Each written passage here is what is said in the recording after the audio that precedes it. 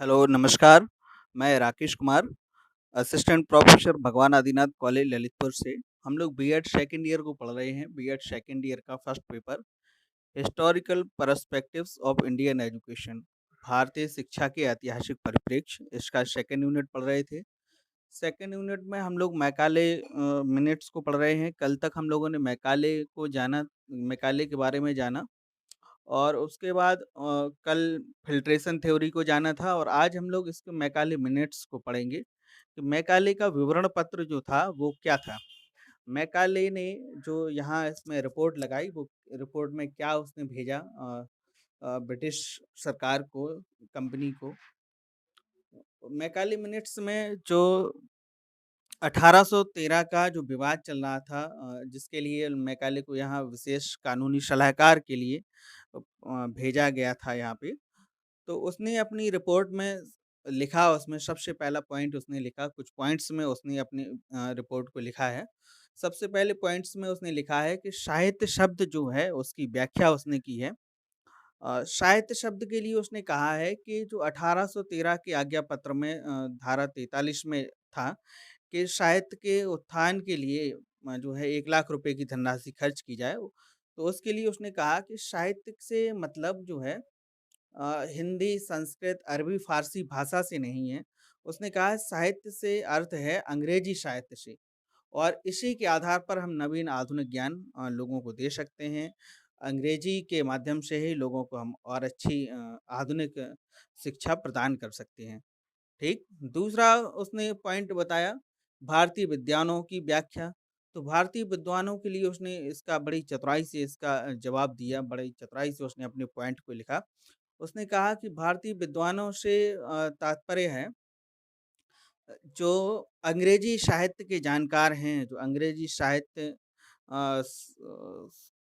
के ज्ञाता हैं जैसे जॉन मिल्टन शेक्सपियर और पाश्चात्य दर्शन के जानकार जॉन लॉक और न्यूटन्स। इस तरह से उसने कहा कि जो पाश्चात्य साहित्य के ज्ञाता हैं, उन्हीं को जो है विद्वान उसने माना है। अगला पॉइंट उसने लिखा है शिक्षा का माध्यम कैसे होना चाहिए? तो शिक्षा के माध्यम के लिए उसने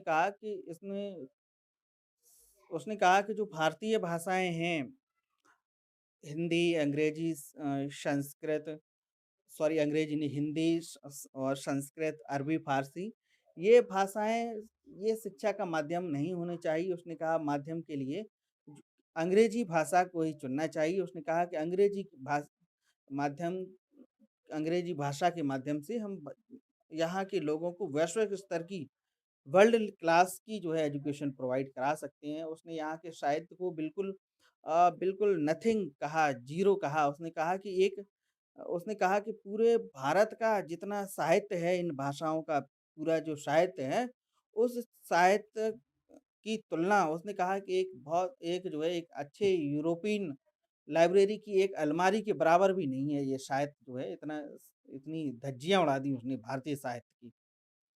अगला उसने पॉइंट्स की जो चर्चा की उसने कहा विज्ञान विषय की व्याख्या। तो विज्ञान विषय के लिए उसने कहा कि विज्ञानों से तात्पर्य है उन मनोवैज्ञानिक विषयों से था जिन्हें पाश्चात्य शिक्षा पद्धति के अंतर्गत पढ़ाया जाता है। 1 लाख रुप अगला पॉइंट उसने लिखा 1 लाख रुपए की धनराशि के लिए। तो उसने कहा कि जो 1 लाख रुपए की धनराशि व्यय करने का जो तरीका है विधि है उसके लिए उसने कहा कि 1 लाख रुपए की धनराशि के लिए ईस्ट इंडिया कंपनी, ब्रिटिश सरकार पूरी तरह से स्वतंत्र है। इस पर इस राशि को खर्च करने का कोई प्रतिबंध नहीं है कि ये सरकार खर्च करे या ना करे या किस पर खर्च करे। उसने कहा ये पूरी तरह से सरकार की विवेक पर डिपेंड है कि सरकार किस पे खर्च करना चाहे, उसके लिए पूरी तरह से स्वतंत्र है।